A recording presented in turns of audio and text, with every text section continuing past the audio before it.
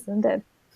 Yeah, I went in a completely different mindset, Yeah. you know, and I mean, I discovered afterwards that there's so much to know that I had no idea about. And when I joined the support group after that, I found out even more stuff. But I often joke with my husband that everything I thought about was old, like right in the beginning, like in kindergarten, so to speak. And I had ideas and concepts right away. And they followed through all of these years. It's 23 years later, but I still believe the same things that I suddenly thought of during that time period. I wrote down 12 things that I thought were completely crazy about the way the cancer was handled.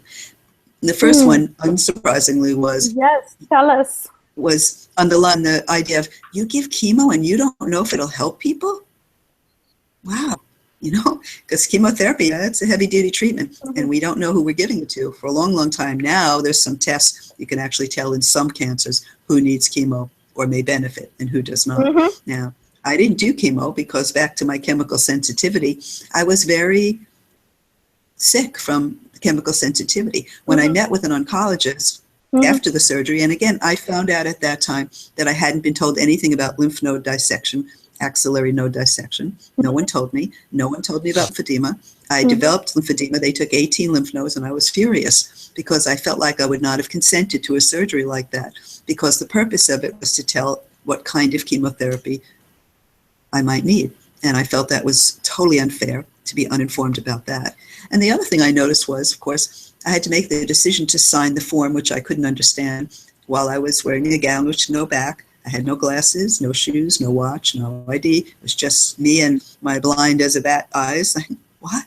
And I signed something. People say, oh, you must have signed for the node dissection. Well, I must have, but I had no idea. So the second idea was, you know, we need to be fully informed. We need as much information as possible.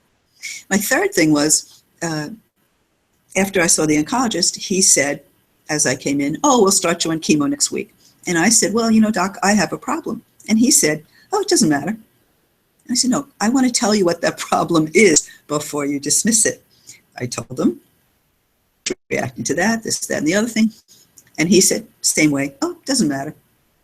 And I said, you know, no, this matters to me. I want to be me, the person you're looking at. I'm not the cancer in room 7. I'm a person with cancer, and I have special needs. And he couldn't grasp that. So I left. I decided not to do chemo, and I really didn't plan on doing it, but that really decided me.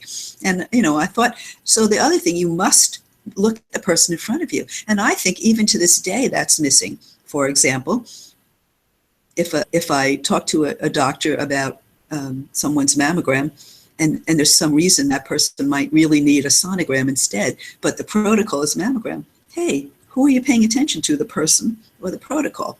I think we've lost touch of the fact that it has to be about the person. And it's